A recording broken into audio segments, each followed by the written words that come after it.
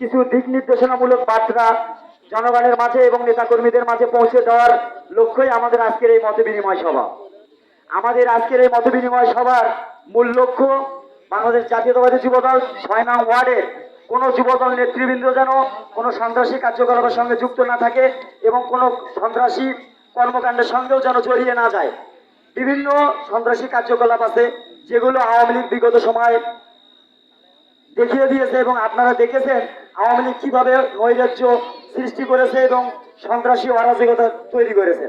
তো আমি ৬ নং ওয়ার্ড যুব দলের নেতৃবৃন্দের কাছে উদাত্ত আহ্বান রাখবো, আপনারা জনগণের উপরে কোনো সন্ত্রাসী কার্যকলাপে বা জনগণের উপরে কোনো নির্যাতন বা নিপীড়ন দয়া করে করবেন না।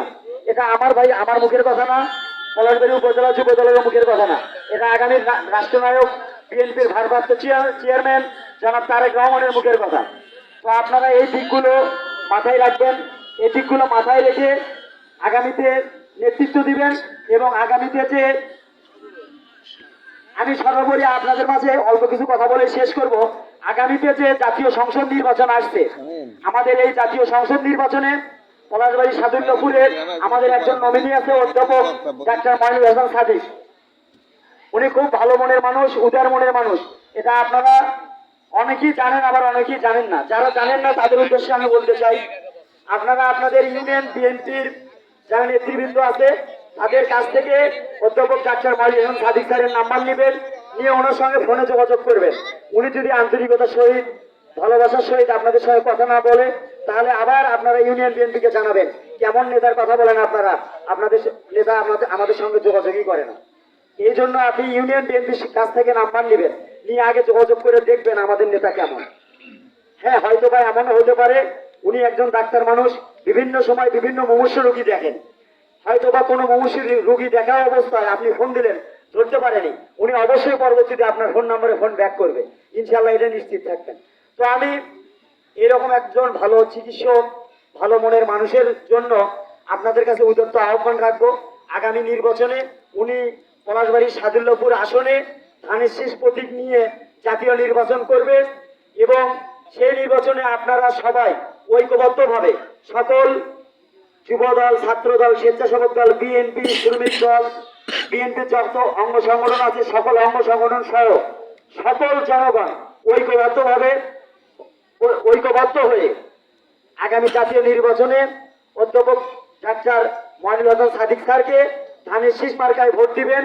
এই ধানের শীষ মার্কা কিন্তু শুধু অধ্যাপক ডাক্তার মনির হাসান সাদিকের মার্কা নয়, এই মার্কাটি আগামী রাষ্ট্রনায়ক জনাব তারেক রহমানের মার্কা, গণতন্ত্রের মা আপসীন দেশনেত্রী বেগম খালেদা জিয়ার মার্কা এই ধানের শীষ, এবং সর্বোপরি শহীদ প্রেসিডেন্ট জিয়াউর রহমানের মার্কা এই ধানের শীষ মার্কা। শহীদ প্রেসিডেন্ট জিয়াউর রহমানকে আমরা অনেকেই চিনি না জানি না, কিন্তু আমাদের এখানে অনেক সিনিয়র আছে যারা শহীদ প্রেসিডেন্ট জিয়াউর রহমান সম্পর্কে জানে এবং তাদের শহীদ প্রেসিডেন্ট জিয়াউর রহমানকে স্বচক্ষে দেখেছে। আপনারা আপনাদের সিনিয়র অনেক দাদা ভাই আছে, চাচা আছে, তাদের কাছ থেকে শুনবেন শহীদ প্রেসিডেন্ট জিয়াউর রহমান কেমন নেতা ছিলেন। উনি আমাদের এই পলাশবাড়িতেই তার দৃষ্টান্ত স্থাপন করে গেছেন। ১ নং কেশরগাড়িতে নিজ হাতে কোদাল দিয়ে মাটি কেটে নদী খনন করেছেন। ঢোলভাঙ্গায় উনি জনসভা শেষে ওই যে আমাদের যে ঢোলভাঙ্গা পার হয়ে যায় যে ব্রিজটি আছে সাকোয়া ব্রিজ, ওই সাকোয়া ব্রিজে উনি নিজে কোদাল হাতে মাটি কেটে ওই ইয়াটা খনন করেছে।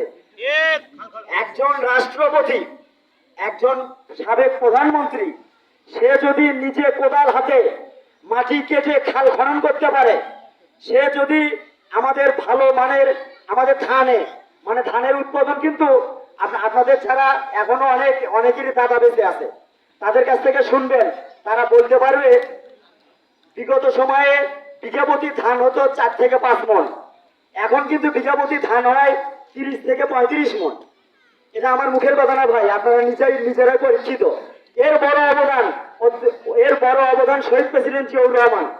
উনি যদি বিদেশ থেকে এই সেচ প্রকল্প ব্যবস্থাটা না নিয়ে আসতো, আমরা কিন্তু আমাদের মূলত সেচ প্রকল্প না থাকার কারণেই আমাদের তেমন ধানের উৎপাদন হতো না। এই সেচ প্রকল্প আসার পরে এখন বিঘাপতি মন ধান পাচ্ছি আমরা। আর আমাদের কৃষকের সমস্যা নাই, সকল কৃষকের মুখেই হাসি। তো এই রকম একজন নেতার আমরা রাজনীতি করি এবং সেই নেতার জন্য আমরা আপনাদের কাছে ভোট চাইতে এসেছি। কারণ ওই নেতা আমাদের অনেক আগেই আমাদের কাছ থেকে চলে গিয়েছেন, আল্লাহ ওনাকে জান্নাতবাসী করুক।